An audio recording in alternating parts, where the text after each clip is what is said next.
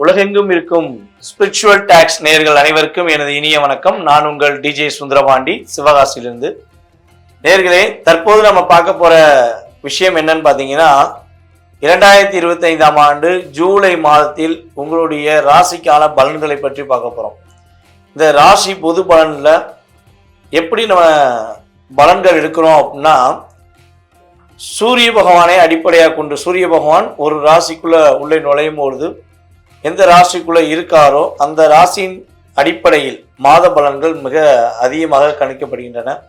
So அப்படி பார்க்கும்பொழுது ஒவ்வொரு கோச்சார கிரகங்களும் அமைந்திருக்கும் இடத்தை வைத்து உங்களுடைய வாழ்க்கையில ஏற்படுகின்ற மாற்றங்கள் என்பதை நம்ம மாத பலன்களாக பொது பலன்களாக கணிச்சிட்டு வரோம். ஸோ இந்த பொது பலனானது உங்களுடைய வாழ்க்கையில குறைஞ்சது ஒரு 20% ஒரு உறுதியாக ஒரு மாற்றத்தை கொடுக்கும் என்பது நிதர்சனமான உண்மை.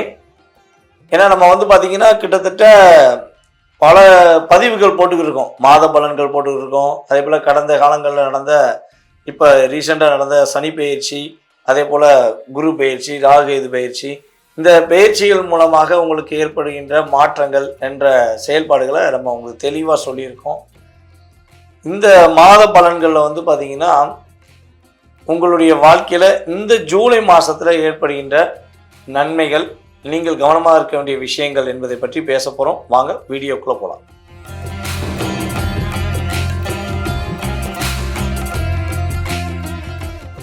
அதிகமான அன்பும் அளவு கடந்த பாசமும் எல்லை இல்லாத அளவுக்கு உயிருக்குயிராய் பழகக்கூடிய அன்பார்ந்த கடகராசி அன்பர்களுக்கு இந்த 2025ஆம் ஆண்டு ஜூலை மாதத்தில் கோச்சார கிரகங்களால் ஏற்படுகின்ற மாற்றங்கள் என்ன அப்படிங்கிற பற்றி பார்க்க போகிறோம்.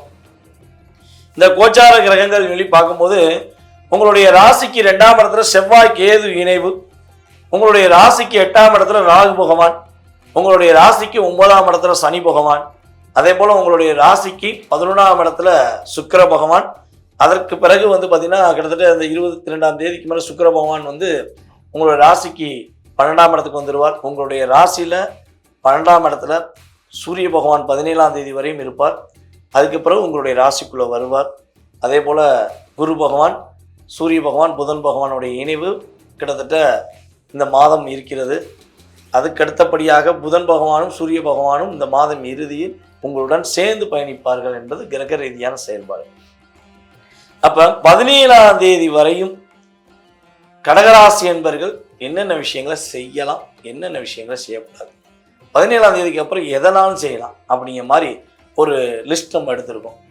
கடகராசி கவலைகளை மறந்து, கஷ்டங்களை மறந்து பெருமூச்சு விடக்கூடிய வாய்ப்பாக இந்த மாதம் இருக்க போகிறது என்பது உண்மை.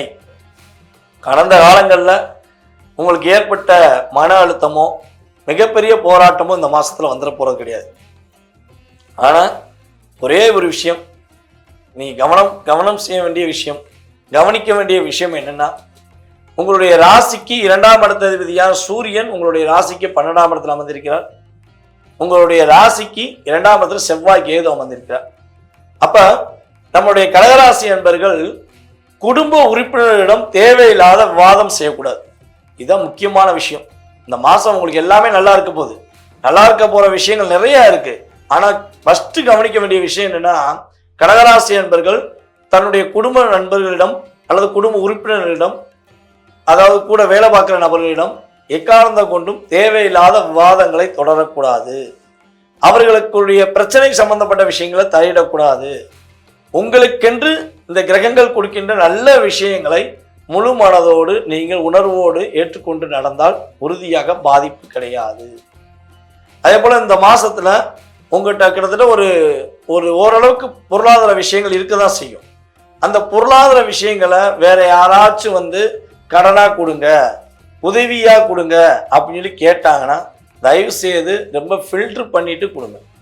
ஏன்னா கொடுத்தீங்கன்னா இந்த வட்டம் பணம் திரும்ப வருவதற்கான வாய்ப்பு இந்த மாசம் நீங்க யாருக்கு பணம் வட்டிக்கோ அல்லது பணத்தை கொடுத்து வாங்கி அடுத்து தருவாங்க நம்பிக்கையில கொடுக்கீங்கன்னா திரும்ப அந்த பணத்தை நீங்க வாங்குறதுக்கு கிட்டத்தட்ட ரொம்ப போராட வேண்டியிருக்கும். ஸோ அந்த போராட்டத்தோட அளவு சொல்ல முடியாது. அதனால கொஞ்சம் என்ன பண்ணுங்க, பணம் கொடுக்கல் வாங்கல் விஷயங்களை ரொம்ப ரொம்ப கேரிங்காக இருக்கணும் அப்படிங்கிறது கிரகங்களுடைய அமைப்பு. ஸோ இந்த மாதம் வந்து பார்த்தீங்கன்னா உங்களுக்கு இழுபறியாக ரொம்ப நாளாக இது நடக்கும் நடக்காது நடக்கும் நடக்காதுன்னு கிட்டத்தட்ட ஒரு 2.5 வருஷ காலமாக எவ்வளவு விஷயங்கள் இழுத்துக்கிட்டே போச்சோ, ஐயா இது முடிஞ்சிச்சுன்னா சந்தோஷப்படுவேன் அப்படிங்கிற மாதிரி உங்கள் மனசுக்குள்ள ஒரு ஃபீல் பண்ணிங்கன்னா அந்த இழுபறியான விஷயங்கள் எல்லாமே உங்களுக்கு சாதகமாக முடிவதற்கான வாய்ப்புகள் உண்டு. எதிரிகள் யார் என்று தெரியாமல் அவர்கள் மூலமாக ஏற்பட்ட மன அழுத்தம், போராட்டம், பிரச்சனை அப்படிங்கிற மாதிரி நிறைய பிரச்சனை நீங்கள் சந்திச்சிருப்பீங்க. ஸோ அந்த பிரச்சனைக்கு இந்த மாதம் முடிவு கிடைக்கும். உங்களுடைய எதிரி யாருங்கிறத நீங்கள் கண்டுபிடிப்பீங்க. அதே போல் அந்த எதிரி துரோகியாக இருப்பதற்கான வாய்ப்புகள் அதிகமாக இருக்குது. உண்மையிலேயே வந்து பார்த்தீங்கன்னா உங்களுக்கு எதிரியே வந்து துரோகியாக தான் இருப்பான். அது யாருன்னா அவங்க கூட இருக்கிறது தான். எதிரியை கூட என்ன பண்ணலாங்க, எடுத்து அடித்து தூக்கி போட்டு விளாசிடலாம், நேருக்கு நேரம் சண்டை போட்டு மோதி பார்த்துடலாம்.